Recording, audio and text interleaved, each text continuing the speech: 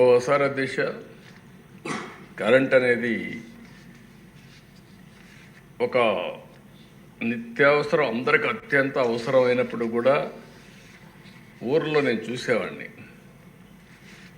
ఎప్పుడో కరెంట్ వచ్చేది,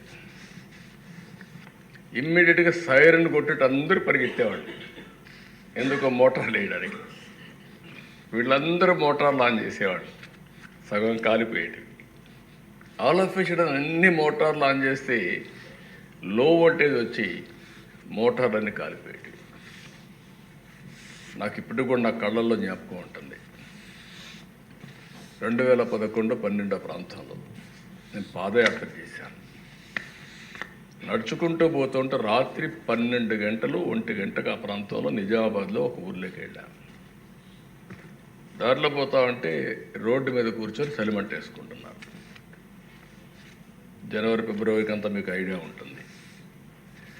అక్కడ పోయినప్పుడు నేను కాసేపు మాట్లాడదామని చెప్పి మాట్లాడిన సమస్యని, సార్ చాలా బాధ ఉంది మాకు, ఎప్పుడు కరెంట్ వస్తుందో తెలియదు, అందుకని రాత్రి జాగారం చేస్తున్నాం అని చెప్తూ వాళ్ళు ఒక కుర్రాడు, సార్ నువ్వేం చేస్తావు? ఆయన కుర్రాడు బాబు, నేను ఇంజనీరింగ్ చదువుతున్నాను.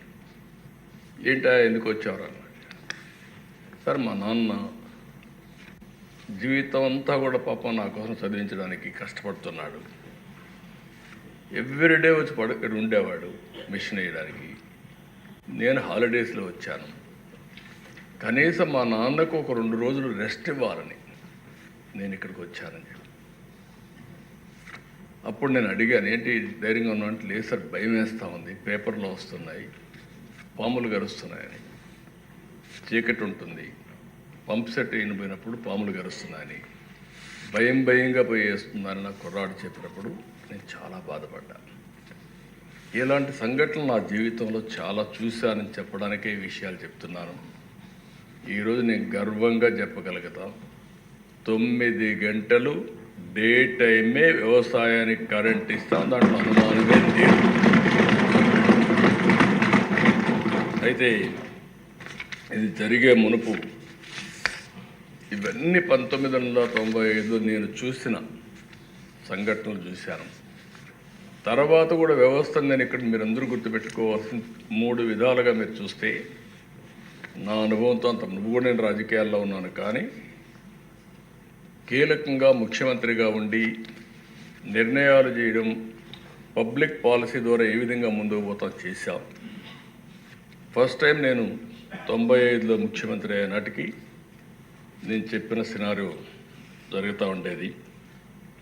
ఆ రోజు 10-15 గంటలు కరెంటు కోతలు ఉండేటివి. ఇంకొక పక్కన ఇండస్ట్రీ కూడా వచ్చేది కాదు, మీ దగ్గర కరెంటే లేదు, ఇండస్ట్రీ వస్తే ఎట్లా పెడతారని చెప్పి చాలామంది వచ్చేవాళ్ళు కాదు. డ్రింకింగ్ వాటర్ కూడా కరెంటు కావాలి కాబట్టి ఈ సమస్యలు వచ్చేటివి. అవన్నీ చూసిన తర్వాత నేను ఒకటే నిర్ణయం చేశాను, అన్నీ ఆలోచించాను. అడ్మినిస్ట్రేషన్ కూడా ప్రిమెచ్యూర్ అడ్మినిస్ట్రేషన్. నాకు ఇప్పుడు కూడా జ్ఞాపకం, కరెంటు బిల్లు ఏ విధంగా ఇస్తారంటే, అప్పట్లో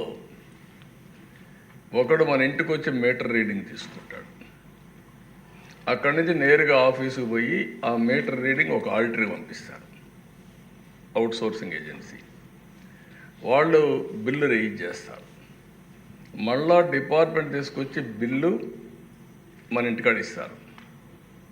మనం ఆ బిల్లు తీసుకొని పలానా రోజు బిల్ కలెక్టర్ వస్తాడు, ఇప్పుడు కూడా జ్ఞాపకం, అతను బిల్ కలెక్టర్. ఆ బిల్ కలెక్టర్ పలానా దగ్గరకు వస్తాడు, ఆ రోజు మీరు కట్టాలనేవాడు. వీళ్ళు పోయి మళ్ళీ బిల్ కలెక్టర్ దగ్గర డబ్బులు కట్టేసి వస్తే, లేకపోతే డిస్కనెక్ట్ అవుతుంది. ఎంత ప్రాసెస్ మీరు చూస్తే కాంప్లికేటెడ్ చేశారు. ఎందుకయ్యా ఇంత ప్రాసెస్ ఎందుకు అవుతున్నాయని అడిగాను. సమాధానం లేకపోతే ఆ రోజు తీసుకొచ్చాం, స్పాట్ బిల్లింగ్ తీసుకొచ్చాం.